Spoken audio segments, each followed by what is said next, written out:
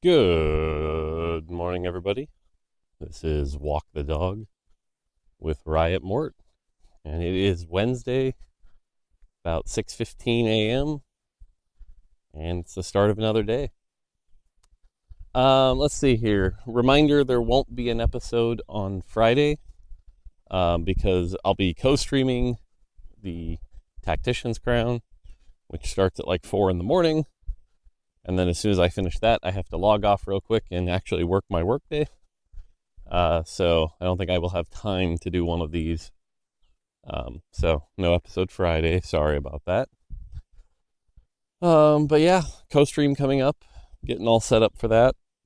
That'll be pretty fun. Day 2 on my new design problem, and it can't really say much about it, but it has definitely been an experience. Yeah. Yeah, there are things. There are things, but this world is not as yeah. Anyway, sorry to be vague there, but it's yeah. Let's see, other things going on. Like I said, the learnings article already went out, sets coming out. I mean, we're basically getting to the point where set 15 is about to happen. Oh, that's actually one of the cool things. If you watch one day of the co-stream, Sunday is definitely going to be the day to watch. Sunday is going to be basically as soon as the event ends, the embargo is up. So actually, what I'm going to do is I'm going to stream the event and then go straight into the PBE rundown that we already recorded, and then we can talk about that. And oh, is that my wife and dog? It is. Hang on a second. Hi, Evie. Oh, Evie's getting excited. Hang on. My wife was actually out here walking the dog. So you guys actually get to see the dog being walked on Walk the Dog. Hi, Evie. Oh, hey. Sit. Sit. She's so excited. Hang on. Come here. Oh my God, you're so excited. You're so excited. Hello. Hello. Hi. Hi. What's wrong? Oh. Oh, are you going to pee? Because you always pee. Hey, oh, there we go. There's a good... Hi. Hi. Say hi, Evie. Yeah. Okay, go finish your walk. Yeah, oh, you're a good puppy. Okay. Yes, thank you for the kisses. Okay. Whoa, okay. Calm down. Puppy energy. All right, bye, Evie. Nope. Bye, Evie. Hey, there you go. You actually got to see my dog on Walk the Dog. So, fun. Anyway, yeah, so Sunday, like I said, will be worth watching. We'll go straight into the PBE rundown. We can talk about all that and nerd out about that, and that'll be kind of fun. So, yeah, make sure you watch on Sunday. It'll be good. Okay, let's jump into questions. There's a really good question I saw get asked that's good for tomorrow. So I'll make sure to answer that one tomorrow also. Today's, though, we start off with a banger. We start off with a really good question today, which is, can you elaborate on the reprint learnings from the article? Because they were worried we were coming up with sort of the wrong learnings. So here's the thing about reprints. To some extent, reprints in all, and I'm going to talk about this in terms of not just like set 13 to 14 or, from set to set, but just holistically, right? Like, especially if you're a turbo engaged TFT player who's been playing since set 1 or even like set 6 or something like that. The concept of a reprint is pretty much unavoidable. Because we're using League of Legends champions that have core abilities, there's only so many ways you can interpret those abilities to some extent, right? And I think there's no better champion that represents this fact than Miss Fortune. Miss Fortune basically has 3 TFT usable moves, right? She has her like ricochet shot, which I think is her Q. where she just shoots that one bullet, it hits a target really hard, bounces, and then hits one other target. And we could interpret that in a bunch of ways, right? It could bounce more times, it could hit very hard. But generally, when it comes to flashiness, that spell is a 1 to 3 cost spell. You're not making that a 4 cost spell. That's just not what that is. Then we have the bullet rain and bullet time. The bullet rain being the circle or X. We did an X version of it, where the bullets come down from the sky because she shoots them up into the air. And then we have the bullet time, which is the like cone of bullets. Both of these moves are essentially, at an abstract level, the same thing, right? Which is hit an AoE for some type of damage. So they actually end up overlapping pretty heavily. But I would say the bullet rain is the like less visually exciting version. So if we're ever going to use Misfortune and have her do, an AoE spell, we're probably going to use that and have it be a 1 to 3 cost. And then if we're going to do the flashier, ult version, well, that ult is incredibly, visually noisy, takes up a lot of the space. So that's probably a 3 to 5 cost spell. 3 would be pushing it. Obviously, we've used it at 4 and 5 a couple times. Now, from there, if you're going to do anything that isn't those spells with Misfortune, you're looking at doing something a lot more interpretive. Dumb example, and I'm making this up, but like if she summons bilgewater cannonballs from her ship off screen, okay, fine, right? But even that is probably still a 4 and 5 cost. And hilariously enough, that pitch I just made up is still a very AoE heavy, it's almost the exact same output, right? It's an AoE bunch of damage. Then we can make alterations, right? Like we talked about how the bullet rain version has been AP before. We've done an AP version, and we can do an AD version. Same with the other Misfortune ult, but we've also learned over time that being consistent helps people learn, right? If one set Misfortune's AP and the next set she's AD, that actually hurts learnability pretty bad. So it ends up being pretty similar. Now, let's say, for example, we made a space version of Misfortune with an astro skin, and instead of bullets, it was lasers. Yeah, maybe you could sell that as AP. Or, and again, I'm literally making stuff up here, guys, so don't read into this. But like, let's say there was a Star Guardian version, and instead of bullets, it was like little mystical stars. Yeah, maybe you could convince people that that's an AP version. But even that has its issues for learnability to understand that, oh, Misfortune's AP this time, right? So all of this is to say that you have a champion like Misfortune, there's only really so many ways you can represent her. And so Misfortune has been reprinted a good amount of times. And there's nothing wrong with that, right? Like if Misfortune shows up every 3 to 6 sets, you don't want to reprint her too often. If she's in back-to-back sets with the same move, that's going to feel weird. But, maybe somebody who hasn't played TFT in a year and a half or 2 years is like, oh, I'm okay with Misfortune. I haven't seen her in a while. And for those of you that play every set, it's like, yeah, it's been a while since we last had Misfortune. The challenge is with a champion like Misfortune, and again, I'm using her as an illustrative purpose of the pros and cons of reprints. People already know kind of how she works, right? It's like, hey, we know what type of items that champion already builds. There's nothing much to explore. We know how to position that champion. I think if we reprinted Misfortune again today, people will be like, oh yeah, that's the champion that does really well if you hit her early, but falls off, right? Now, the other aspect of reprints is the traits, right? There's a big difference between a Misfortune who, I don't know, is an executioner and crits and hits really hard versus a Misfortune who is a dynamo and gets to cast over and over and over.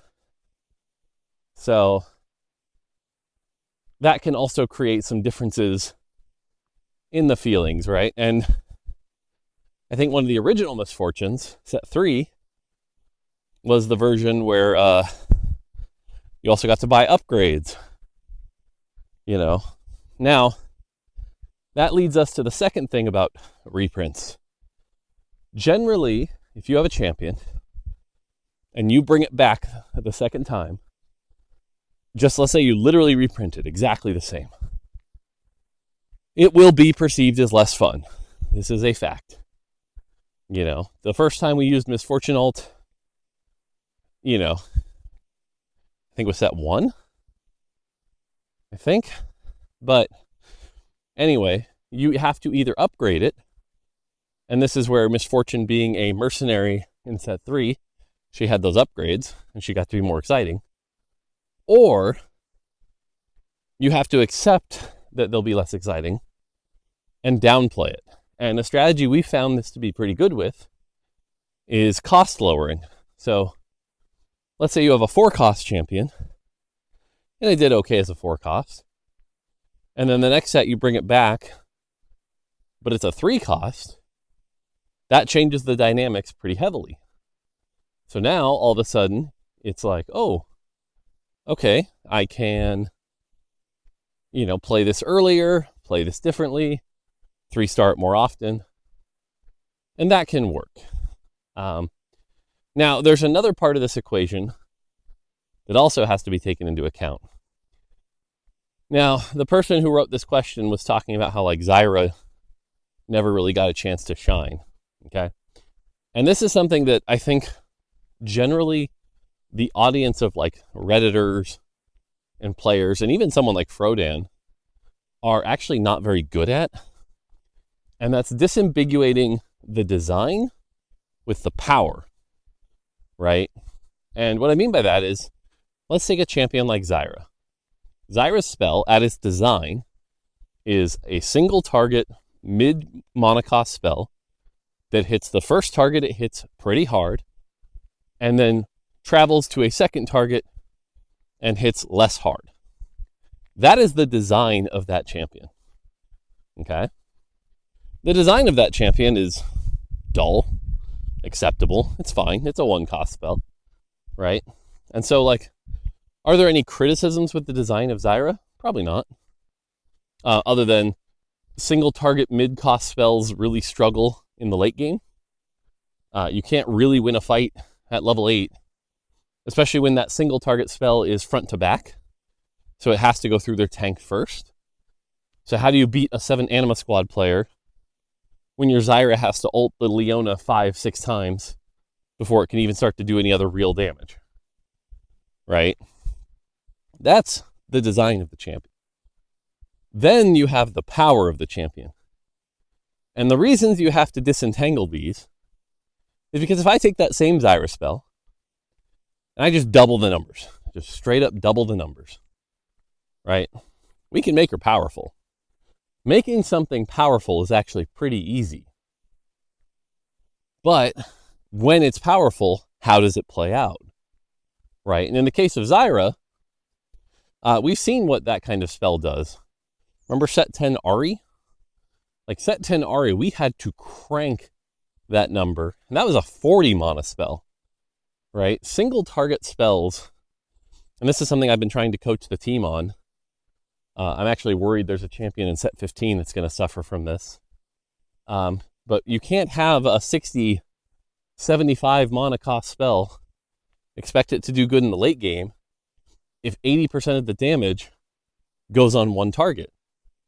Actually, one of the more famous versions of this is Caitlyn from set, the 1-cost Caitlyn. She's been in a couple sets, where the reason 3-cost Caitlyn was never really successful was you had this 90 or 100 mana spell that would hit one target, and if it hit the tank, maybe it kills them, maybe it doesn't.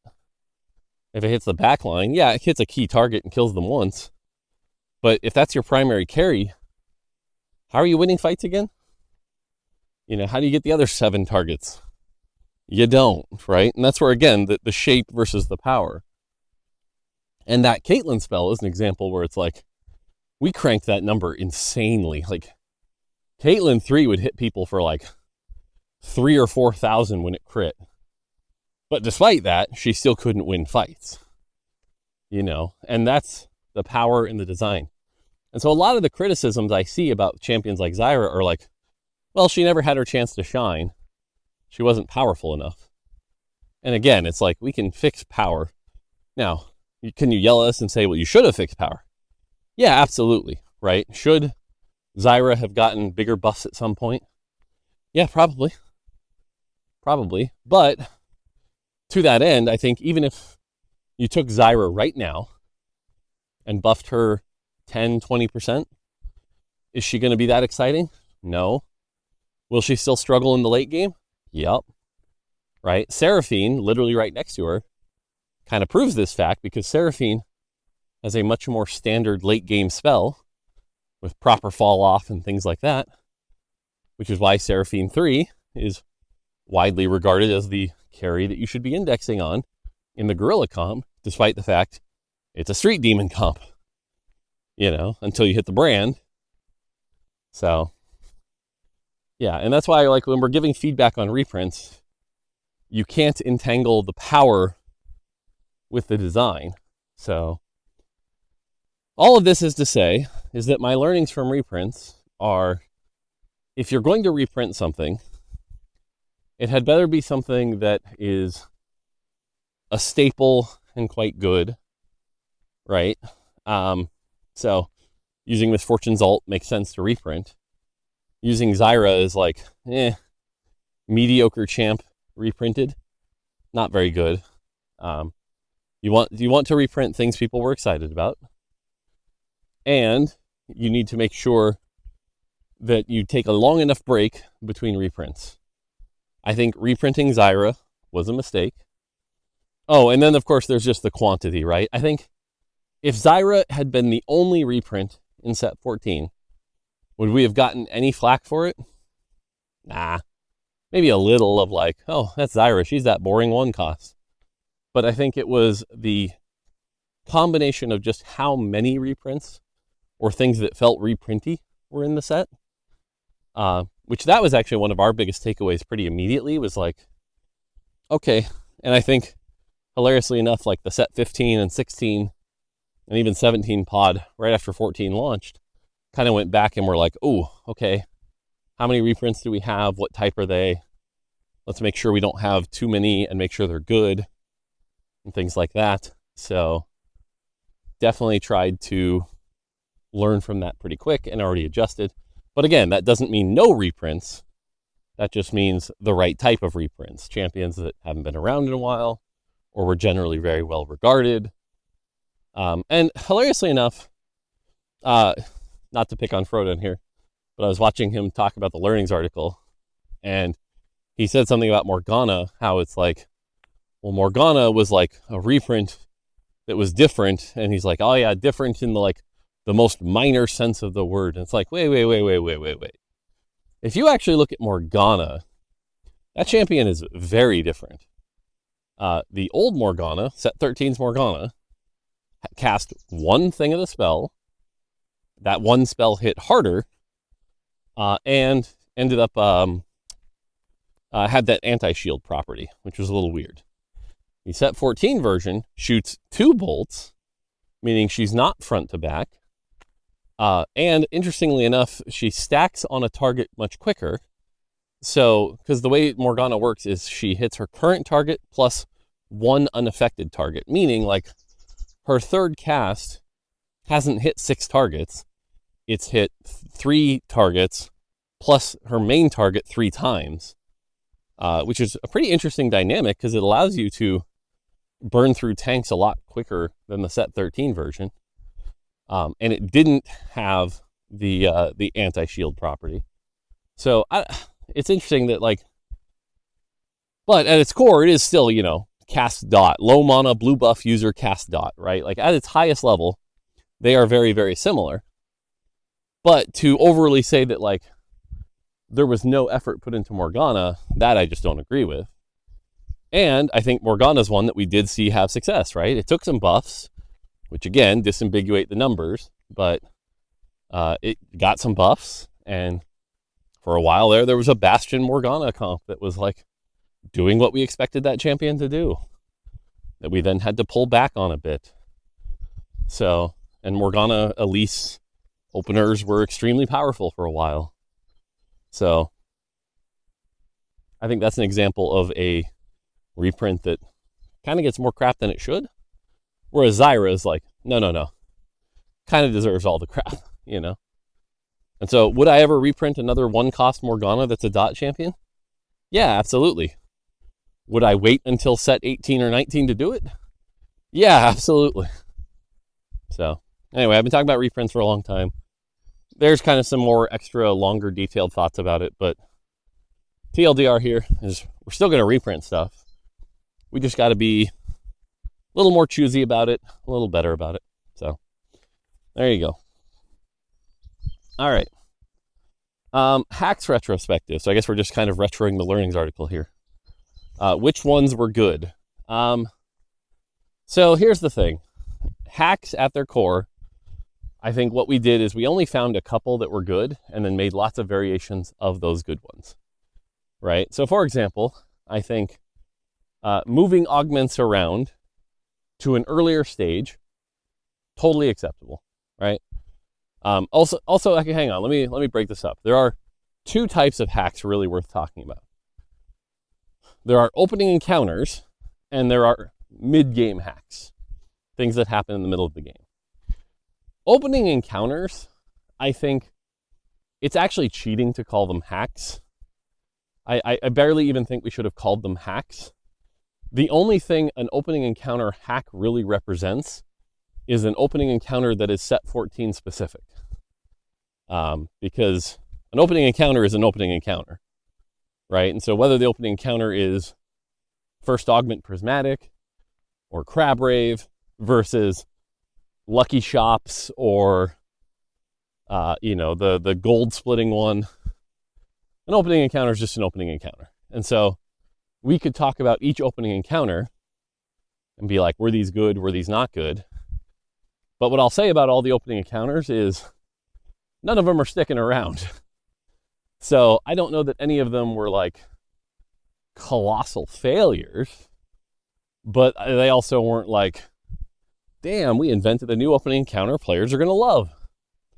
So to me, they were fine.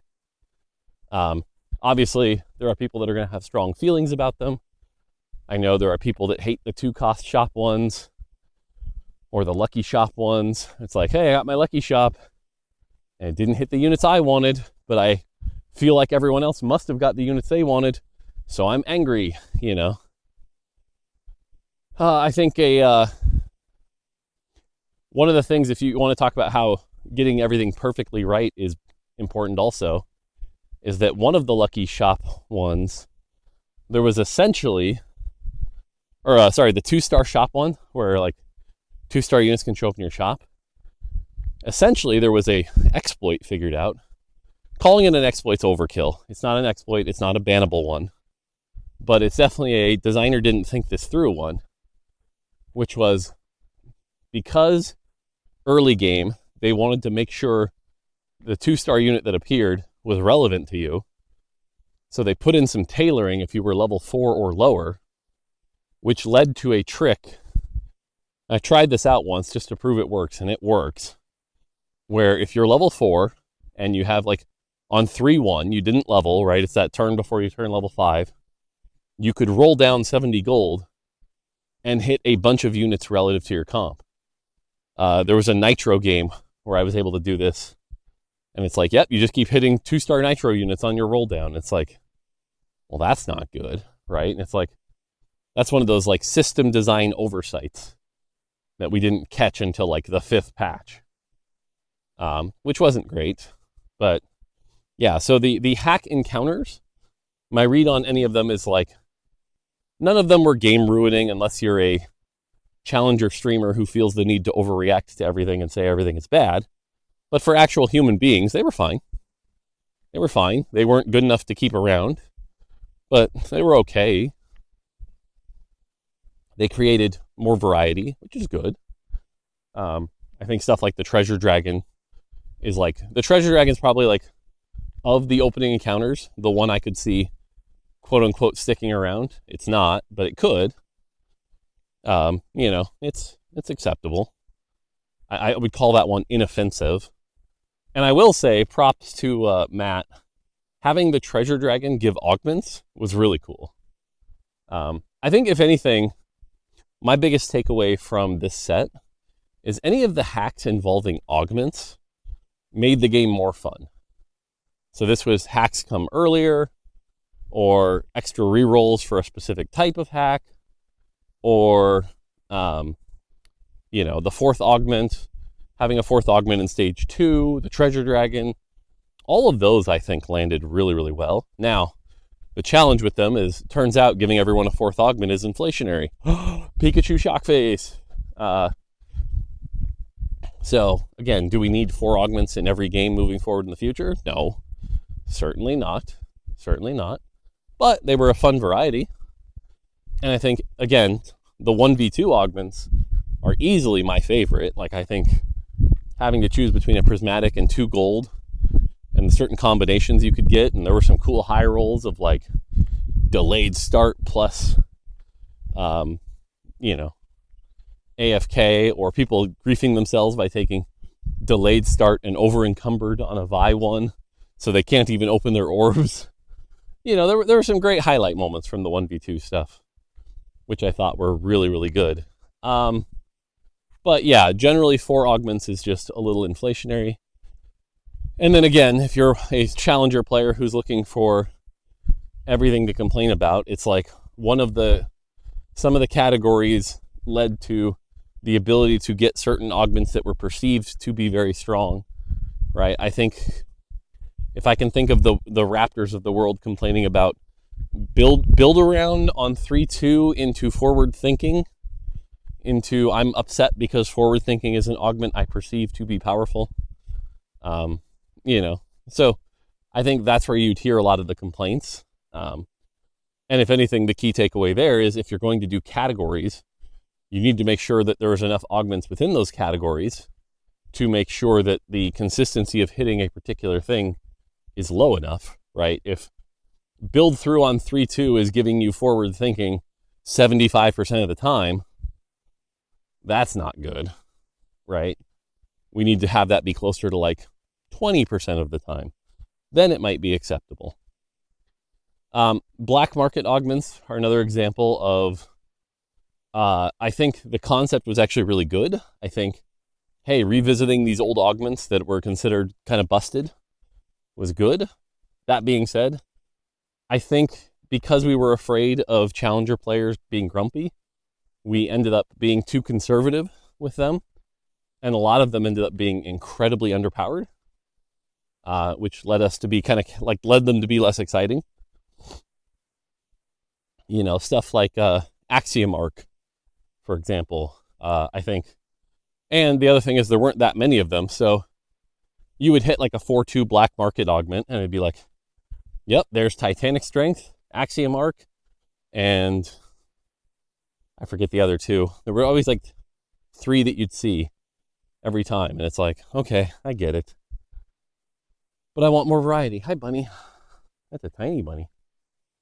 It's okay. That's a really tiny bunny. So I think, black market's another example where it's like, if we had more variety there, and if we'd been less cowardly with the power of them, they might have landed even better. But, giving players a chance to play with Think Fast again brought a smile to their face. And it's an example of where, stuff that's competitive versus stuff that's a little more on the fun side can be okay. I was happy to see Cruel Pact back again. But if anything, the other criticism there is, how often did you actually see a 2-1 black market augment? I think I got Cruel Pact twice in my entire, experience with the set. Probably more than a lot of people. Which again goes back to systems design and the distribution system, which is one of those really challenging things. Is like, okay, I've got all these rules. How often do I expect a player to interact with these things? And 2 games out of 500, 600, it's pretty damn low, So Yeah, I mean, that's kind of, I mean, I'm running out of time here, but augments I think were positive. I think the carousel stuff was like safe and uneventful. An extra component on carousel, fine. A tome of traits on carousel, again, would I keep tome of traits around forever? No. Was it fine as a set mechanic to make you smile a little bit? Yeah, sure. But then again, that goes back to some of the learnings with emblems. If everyone's reaction to tome of traits is, I guess someone's hitting 10 anima or 10 street demon, that's not really a good thing. Or I guess right now on live, like Worlds would be like, oh, I guess they get their Boombot emblem, right? Like, it requires a really perfect meta for something like Tome of Traits to succeed. Because if everyone looks at that and says there are 20 outcomes, but only 3 of them are good, that's not a good thing to have in your game. What other hacks? The split hack was fun. I think the best thing about the split hack, by the way, is that to this day, there are people that will tell you you should always blank every time, but it still hasn't actually been solved. And I think if I literally pulled up a stream right now of somebody getting that event, the odds that they misplayed it are like 70%. Every time I watch, I just see them on the low end. And, you know, the fact that you'll have these debates where it's like, well, yeah, I got -2 gold, but I prevented everyone else from getting +2 gold except for those 2 people. Like, it's one of those things that everyone will act like they've solved, but it hasn't actually been solved. So I think that actually landed it pretty well. Now, that being said, that's another one where it's like, that was fun, that was cool. Would I keep it around? No, it would get really, really old. And turns out giving everyone 10 gold is inflationary. Pikachu shock, you know? So, yeah. So, I mean, there's probably other hacks I'm forgetting. But, oh, the egg. The egg, I think, was like, it's fine, right? It's like, although the egg was more of an opening encounter one. Oh, no, I guess you could get the egg from the orb. Oh, I think hacked orbs were actually generally okay. I think the components that would transform and have built-in Pandoras were fun. I think some of the consumables were fun, the ones that like break apart items. I think even the like plus health and plus attack speed ones we made were kind of cool. Kind of wish those would have been available at launch, but Tim did a good job getting those out pretty quick. So all of those I think were fine, but that's the thing. If you make a set mechanic that's like 10 just kind of okay things, it doesn't make an awesome set mechanic. An awesome set mechanic is one really elegant, interesting thing to play with. And I think that's where hacks eventually will never be S tier, because each individual piece might be fine, okay, but none of them re-innovate the game in a really good way. So there you go. All right, this went long. I only answered 2 questions, but I answered them pretty in depth. So hopefully this was good. I'm walking uphill, so I'm going to start being out of breath soon. I'm going to end it here. Hopefully I'll have a good day. We'll see you Friday for the co-stream. And that's going to do it for me. Until next time, take it easy.